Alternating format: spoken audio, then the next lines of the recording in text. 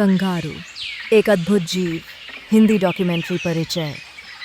Kangaroo एक ऐसा अद्भुत जीव है जो ऑस्ट्रेलिया के खुले मैदानों और जंगलों में पाया जाता है। यह जीव अपनी लंबी कूद और अनोखी शारीरिक संरचना के लिए प्रसिद्ध है। कंगारू को देखकर यह समझा जा सकता है कि प्रकृति ने इसे अपने अद्वितीय तरीके से अपने वातावरण में पूरी तरह से अनुकूलित किया है। कंगारू सिर्फ एक जानवर नहीं, बल्कि एक महत्वपूर्ण पारिस्थितिकी तंत्र का हिस्सा हैं। इस डॉक्यूमेंट्री में हम कंगारू के जीवन, उनकी उत्पत्ति, शारीरिक संरचना, आहार, प्रजनन प्रक्रिया और उनके संरक्षण के प्रयासों के बारे में विस्तार से जानेंगे। धारा 8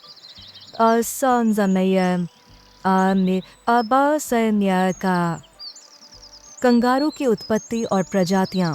कंगारू का जन्म और विकास ऑस्ट्रेलिया की अनूठी पारिस्थितिकी में हुआ है।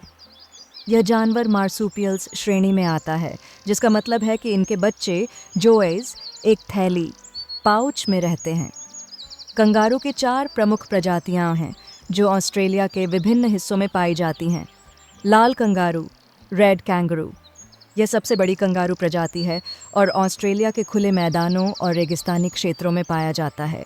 इसकी लंबाई 1.8 मीटर तक हो सकती है और यह 3 मीटर तक कूद सकता है।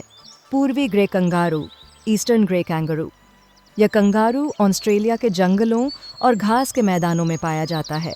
इनकी लंबाई और आकार लाल कंगारू से थोड़ी कम होती है, लेकिन कूदने की क्षमता लगभग समान होती है। पश्चिमी grey kangaroo, western grey kangaroo, यह प्रजाति पश्चिमी ऑस्ट्रेलिया में पाई जाती है। ये छोटे आकार के होते हैं और अक्सर छोटे समूहों में रहते हैं। एंटीलोपाइन कंगारू, एंटीलोपिन कैंगरू, यह प्रजाति ऑस्ट्रेलिया के उष्णकटिबंधीय क्षेत्रों में पाई जाती है और इसका आकार अन्य कंगारू की प्रजातियों से थोड़ा बड़ा होता है।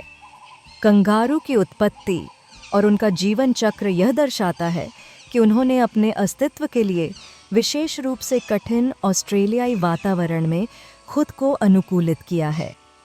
धारा 2 कंगारू की शारीरिक संरचना। कंगारू का शरीर विशेष रूप से लंबी, शक्तिशाली टांगों और मजबूत पूंछ से सुसज्जित होता है, जो उन्हें कूदने और संतुलन बनाए रखने में मदद करती है। लंबी पिछली टांगें। कंगारू की पिछली टांगें बहुत मजबूत होती हैं, जो उन्हें उच्च कूदने में सक्षम बनाती हैं। इनकी पिछली टांगों की मांसपेशियां इतनी मजबूत होती हैं कि ये एक बार में 3-4 मीटर तक कूद सकते हैं। यही कूदने की क्षमता इन्हें शिकारियों से बचने और भोजन की तलाश में मदद करती है। लंबी पूंछ। कंगारू की लंबी पूंछ उनका संतुलन बनाए रखने में मदद करती है, खासकर जब वे कूदते हैं। यह पूंछ एक प्रकार की स्टेबलाइज़र का काम करती है, जिससे कंगारू अपने शरीर को नियंत्रित कर पाते हैं। पेट और पाचन तंत्र। कंगारू मुख्य रूप से घास और पत्तियां खाते हैं। उनका पाचन तंत्र इन पौधों को पचाने के लिए अनुकूलित है। इनका पेट कई हिस्सों में बंटा होता है, जिससे घास को पचाने के लिए समय मिलता है। धारा 3 कंगारू का आहार और जीवन शैली। कंगारू शाकाहारी होते हैं और उनका आहार मुख्य रूप से घास, पत्तियां और छोटे पौधों पर निर्भर करता है।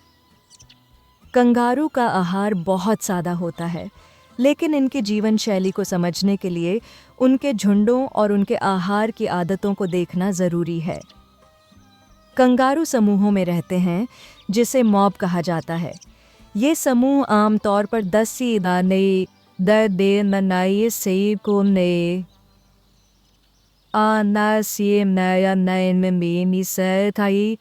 से 30 कंगारू का होते हैं।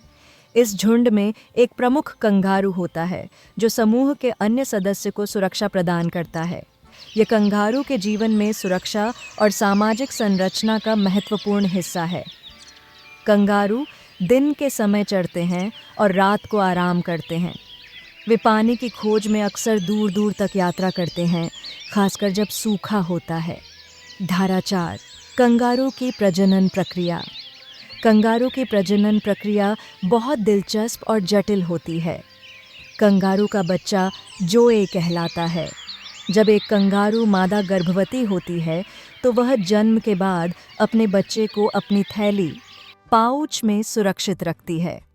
जन्म के बाद जोए का आकार बहुत छोटा होता है और यह अपनी मां की थैली में छिपकर सुरक्षित रहता है।